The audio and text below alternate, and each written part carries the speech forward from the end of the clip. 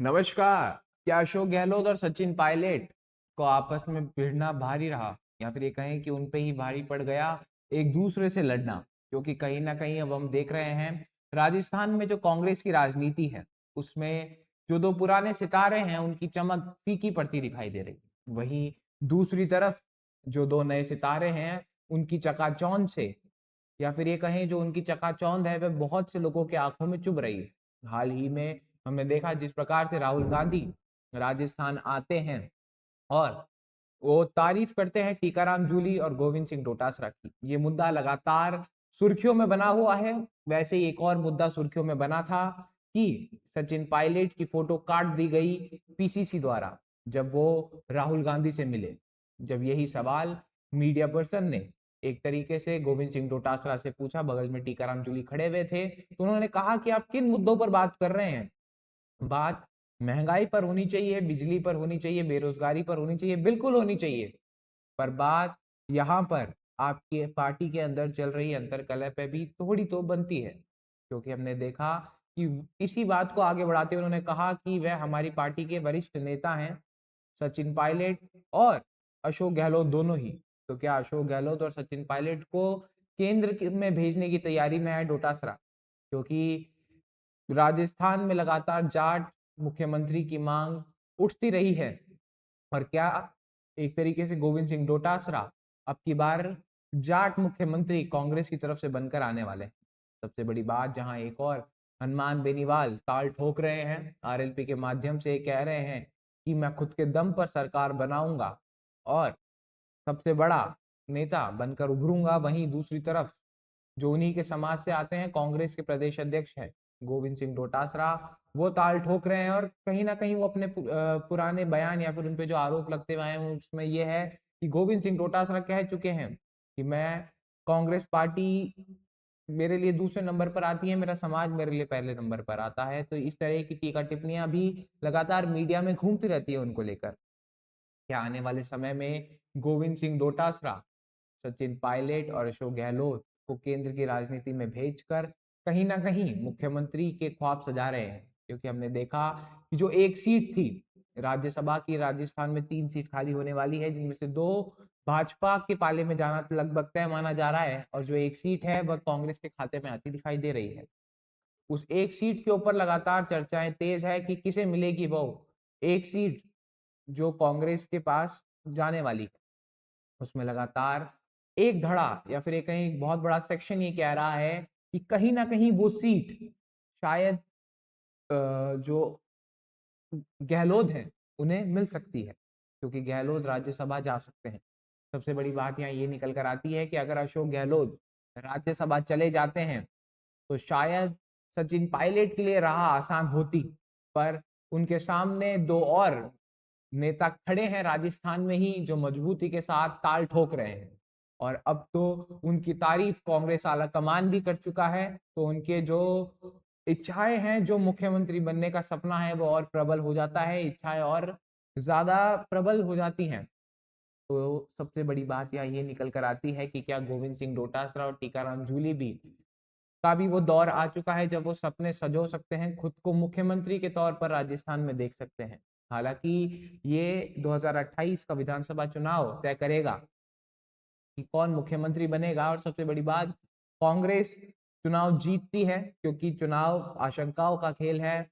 सामाजिक के साथ साथ थोड़ी सी गणित भी लगाई जाती है और बहुत से समीकरण होते हैं जो चुनाव में कई बार आपके पक्ष में जाते हैं, कई बार नहीं भी जाते हैं। तो ये तो समय बताएगा। पर अगर कांग्रेस जीतती है तो 4 जो दावेदार थे अब वो कहीं ना कहीं घटते दिखाई दे रहे हैं। शायद सचिन पायलट को केंद्र में जिम्मेदारी मिल जाए और इसकी वजह भी है क्योंकि सचिन पायलट राजस्थान में अब जाके थोड़े बहुत एक्टिव दिखाई दे रहे हैं, फिर भी वो ज्यादातर केंद्र की राजनीति में हमें घूमते हुए दिखाई देते हैं, चाहे वो केरला चुनाव हो या फिर तमिलनाडु में रैलियां करना हो, असम में रैलियां करना हो, बंगाल में चुनाव को मैनेज करना हो। राहुल गांधी के बाद अगर कोई और एक नेता का नाम अगर कांग्रेस में लेते हैं जो पूरे भारत भ्रमण करता है तो वो सचिन पायलट है। तो क्या कांग्रेस आलाकमान ये सोच सकता है कि सचिन पायलट को राजस्थान की जिम्मेदारियों से मुक्त कर कर केंद्र में कोई बड़ा पद दिया जाए जिससे केंद्र में कांग्रेस मजबूत हो सके? यहाँ से बहुत से सवाल निकल कर आते हैं, बहुत सी जिम्मेदारियों का खेल बनता है। पर सबसे बड़ी बात यहाँ पर यह है कि आने वाले समय में चीजें किस प्रकार से काम करेगी, आने वाले समय में चीजें किस हिसाब से चलेंगी, क्योंकि बहुत सी ऐसी चीजें हैं जो अभी भी समीकरणों से परे हैं। जैसे कि अशोक गहलोत का राज्यसभा चले जाना, वो नेता जो एक तरीके से कांग्रेस के राष्ट्रीय अध्यक्ष का पद ठुकरा चुका था क्योंकि उसे अपनी कुर्सी नहीं छोड़नी थी। उन पर लगातार ये आरोप लगे कि कहीं ना कहीं अशोक गहलोत कुर्सी इसलिए नहीं छोड़ रहे हैं क्योंकि वह नहीं चाहते कि उनके मुख्यमंत्री का पद जाए। उनके खुद के जो काफी करीबी लोग माने जाते थे वो कहते थे कि अशोक गहलोत को मुख्यमंत्री की कुर्सी इतनी ज्यादा भा गई है या फिर इतनी पसंद आ गई है कि वह उसे छोड़ना नहीं चाहते। पर सबसे बड़ी बात यहाँ पर ये निकल कर आती है कि अगर चीजें इसी प्रकार चलती रही, चीजें इसी हिसाब से मैनेज होती रही, तो कांग्रेस के अंदर एक बहुत बड़ा सेक्शन होगा जो कहीं ना कहीं सचिन पायलट और अशोक गहलोत से हटकर गोविंद सिंह डोटासरा की तरफ जा सकता है। क्योंकि गोविंद सिंह डोटासरा लगातार ये कह रहे हैं कि मैंने 51 या फिर 52,000 BLAs बनाए हैं, मैंने पार्टी को मजबूत किया है। और जब कांग्रेस आलाकमान या फिर ये कहें कि जो फिलहाल कांग्रेस के सबसे बड़े नेता हैं राहुल गांधी, जो कि केंद्र में नेता प्रतिपक्ष हैं, वो अगर आके आपकी तारीफ कर देते हैं तो चीजें आपके लिए ऑटोमेटिकली बहुत ज्यादा बेहतर हो जाती हैं। पर यहाँ पे भी उन्हें कहीं ना कहीं अपने ही दोस्त टीकाराम जूली जो हैं उनके साथ थोड़ी चुनौती की पेश हो सकती है। अब ये तो उन दोनों के बीच का सामंजस्य बताएगा कि जब बारी आएगी मुख्यमंत्री बनने की तो कौन बनता है। हालांकि सचिन पायलट भी इतनी आसानी से मुख्यमंत्री की रेस से बाहर हो जाएं ये संभव नहीं है, क्योंकि अभी भी एक बहुत बड़ा सेक्शन है और वो युवाओं में हम बात करें कांग्रेस के अंदर, चाहे हम NSUI की बात करें चाहे यूथ कांग्रेस की बात करें, अभी भी सचिन पायलट के साथ खड़ा हुआ दिखता है। और अशोक गहलोत तो कह ही चुके हैं कि चौथी बार गहलोत सरकार वरना भजनलाल बरकरार। तो ये चीजें और ये समीकरण इस हिसाब से बैठे हुए हैं कि कांग्रेस के अंदर मुख्यमंत्री के दावेदार एक नहीं, दो नहीं, तीन नहीं, चार हैं। और भी किन्हीं नेताओं से पूछा जाए तो हो सकता है कि पांच भी हो जाए।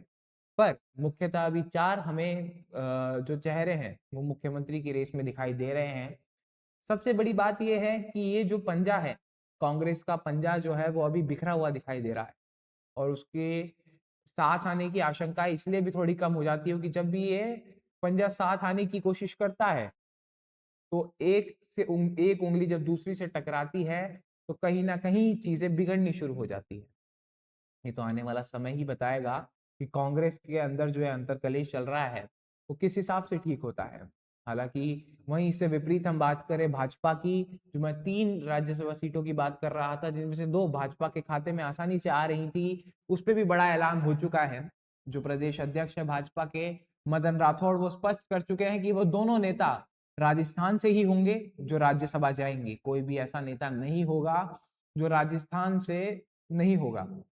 कांग्रेस की एक जो सीट है उस पर लगातार कांग्रेस के लिए मुश्किलें इसलिए बढ़ी हुई है कि किस कैंडिडेट को राज्यसभा भेजा जाए, क्योंकि हमने देखा है बहुत सी ऐसी सीटें पहले रही हैं जिन पर राज्यसभा मतलब सीट तो खाली हुई थी राजस्थान की, पर उनसे भेज दिया गया कहीं और का नेता या फिर ये कहीं कोई वरिष्ठ नेता, उसको राजस्थान से राज्यसभा भेज दिया गया। तो राजस्थान के जो स्थानीय कांग्रेस नेता है उनके अंदर इस चीज को लेकर भी गुस्सा है कि क्या कहीं ना कहीं जो हमारा हक था वह कांग्रेस के वरिष्ठ नेता जो और किसी राज्य से आते हैं वो मार रहे हैं।